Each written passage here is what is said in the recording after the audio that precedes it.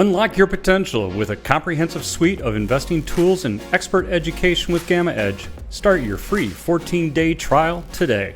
If you look right here, we've got an extremely large amount of calls and puts that are sitting at 4,500. Extremely large, right? And this is for the single expiry. So when we went into Thursday's close, this is my view of what happened. We went into Thursday's close, we were above this line. We were on the gold line. We're at the 4505. Just below that at the 4500, we happen to have a very, very large amount of both puts, which right now are out of the money. So theoretically, they're going to have a zero as a delta. And we have, we're above it. So for all intents and purposes, now remember, this is Thursday night's close. These numbers could have been higher. We don't have visibility to what actually the final settlement contracts were at 4,500, but they're going to be significant. And so we have in the money calls. So we have deltas plus one here. So this is 65,000 deltas that are sitting right there, and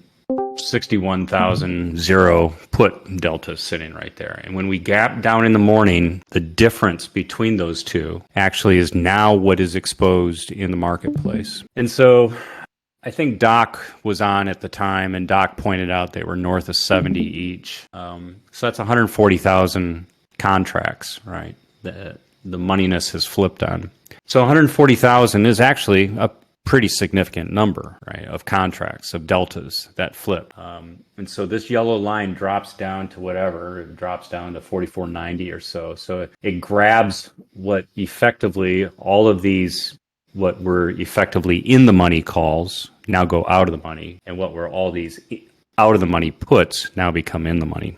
Now, this is only from a delta settlement perspective. You can't trade these things, right? The AM settlement, the first print, it's called the set price, SET. The set price is what determines the moneyness of the AM expiry, period. Hey, Paul, I'm looking for a relationship between the AM expiration and the what? I'm looking for a relationship between the SPX AM expiry and the sell-off.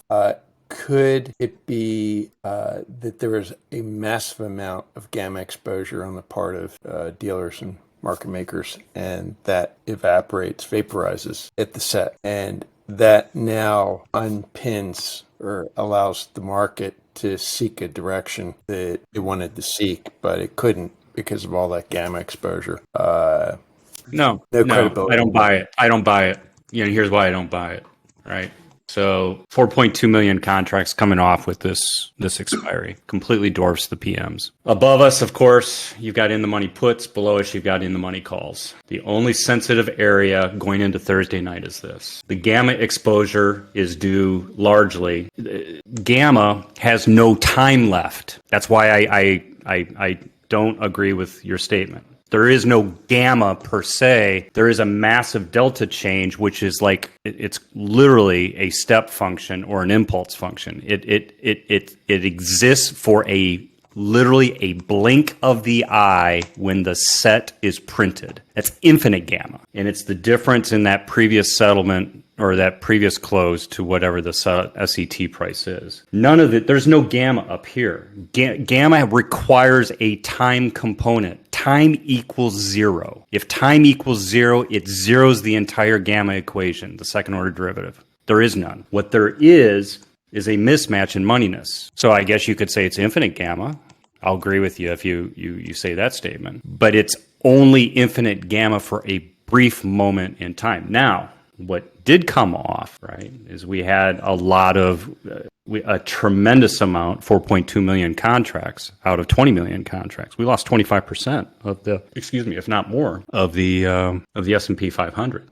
Yeah, that's what I'm talking about. You're heading into Opex with a lot of dealer gamma exposure. Where? Based on the AM. Where? And at what time? Well, I mean, it's a dynamic process, but, I'm looking at people who say that there's some pinning heading into Opex because of all that gamma exposure. And time does not equal zero at that. All week long, time doesn't equal zero. And I absolutely agree with that. And we saw it.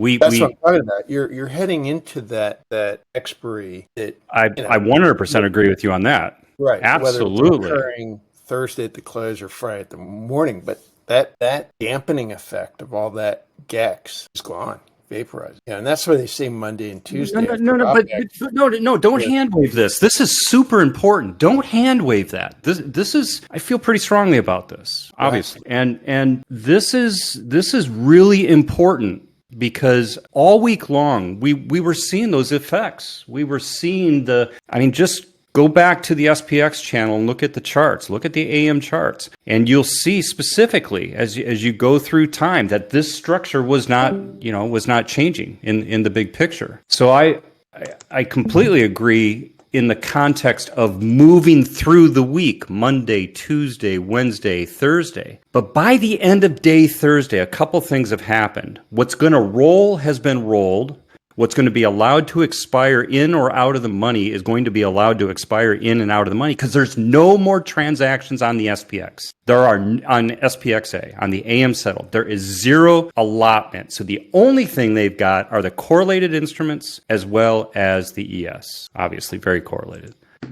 That's their degrees of freedom. So we go from 4:01 or 4:15 Thursday afternoon Eastern time, and now we're walking through time. Gamma is collapsing in the structure. Whatever remains in gamma is due not to the September AMs. It's gone. It has a time value, granted, but the print price, like I said, that SET price, is really the determinant of things. All the way up to that point, really up to Thursday night, the AMs played the role until they don't, right? But the hedging, and this is important, the hedging is known. I know exactly what the state of the AM is going to be, with the exception of my area of uncertainty, which I'm highlighting on the screen right now. Everything else, deep in the money puts, deep in the money calls, I know what those deltas are. I know what that OI is if I'm a broker, dealer, market maker in this. So I know how to adjust for it. And given our toy tools, the only thing that we can do is presume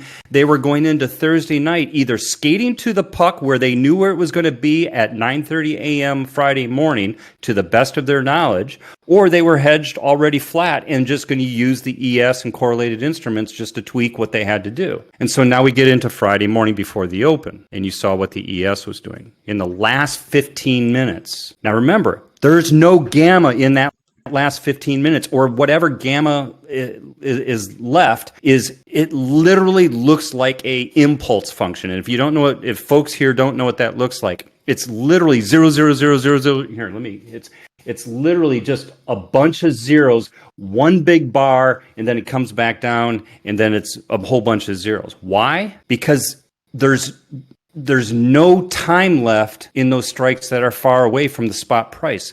But here's what happens. At least I think that happens. Spot price moves. And it literally changes the delta. And in this case, it changed the delta within that transition. That's the only thing left Friday morning. There's nothing else left. You have to presume, or I have to presume, and it's worked for me so far, that the dealers are hedged flat. They know where the situation is. Now, to your point, all week long there's pinning, but that's not this. That effect was effectively gone by the end of day Thursday. There's no more trading going on in the SPX, and the dealers have to be hedged. They're not going to carry all that risk overnight. They're going to try to get that thing down as tight as they possibly can so they can sleep. And so the risk desk will, say, job well done. And I think that's effectively what we have happening. If somebody's got other information, present it. I think we're in agreement. And you're maybe mistaking what I'm saying. I totally agree. There's pinning from all that GEX into the close on Thursday. Now the index has freedom of motion because that's gone. I mean, right. You agree with everyone that says that the market is now free to move on Monday and Tuesday after Opex. And frankly, after the market's free to move, as soon as that moneyness is absorbed, that change in moneyness at the open is absorbed. I mean, let's just go back and look at the statement that as soon as that's gone, all that GEX from the AM, the market time is zero. Yes, I 100% will stress there is no gamma at 9:31 a.m. Eastern time in those AM contracts of any strike. Yeah, we're in agreement. Yeah, Was gamma's 3 p.m. gone. In fact, there was no gamma with the exception of wherever the set price was. And it was the instant, it's change in delta due to change in spot price. And we're going from 45.05 down to whatever we went to, 44.90. That produced across the OI surface an instantaneous shift in moneyness that has to be multiplied by the OI surface. And we shifted, as I was showing, we shifted across 70,000 contracts on the call side, removing long delta and adding roughly 80,000 contracts on the put side. I think there we go. I think the net balance shifted us low. So if SPX A stabilizing GEX has vaporized as of the close on Thursday, and we're looking at the PM gamma structure, which looks favorable, supportive. But it could change, and it did, obviously. And you just follow that, either with, like Taylor said, look to see if it's a gap below transition, or try and follow the liquidity stocks, like Michael says. And do you have any? Would you be watching Vol-D or anything, or maybe the wing charts on the 0DTE for the PM expiration? Well, I certainly was watching Vol-D with everybody else. We were printing Vol-D off, in the automation channels. But I think if you just run Vol-D, you'll see everybody was watching. So there is a history that's available for Vol-D from Friday morning. And I think Vol-D is a great, and I'm not saying it because it's our tool. I think it's a great visualization of what the market is trying to do at any one given time. I'm not convinced that Vol-D gave us the information we're looking at. I think the tick gave us more information than Vol-D did. We already had the if-thens put in place, given the broader structure, the combo structure, given the PM structure for Friday, which probably way too many charts here. Let's see, probably here, 13, 14. I don't know. We've got it in the PDF. I may have to just go get the PDF here. Hard to see on that side of the end. Yeah, let's grab the PDF. All right, so I'm gonna grab this.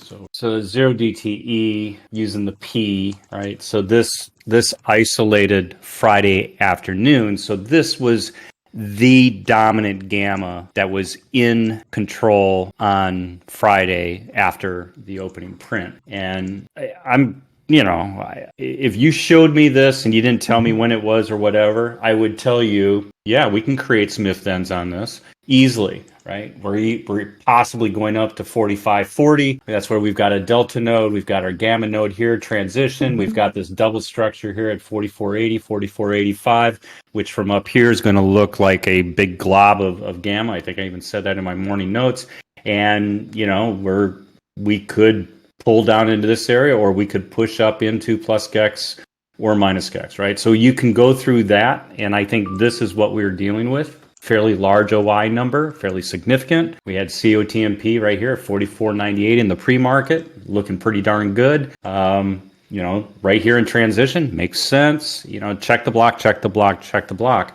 We had an event, and then we got trapped underneath this. And once we got trapped underneath this, for the rest of the day, that just became, an overhead weight. And I think Vol-D showed that. And I think the Vol-D started showing the emergence of the 50 line. And then we saw throughout the day that the 50 line was just growing and growing and growing. The 44.50 line was growing and growing and growing. And that ended up being, effectively where we settled into. And we talked about that also on Friday. Not a common outcome. First of all, although we did it earlier in the week, you don't normally settle on a big gamma line.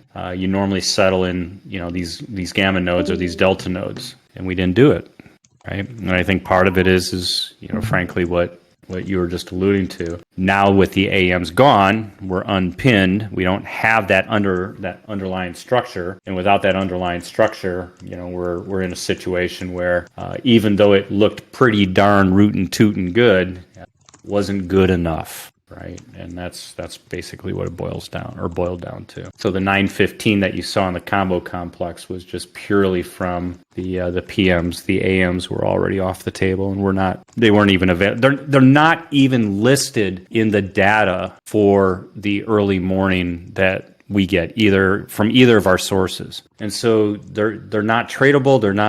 There's nothing. I mean, so you had to literally grab the close of the night before to understand what we were up against Friday morning, which is why we put that other picture together wherever you saw it.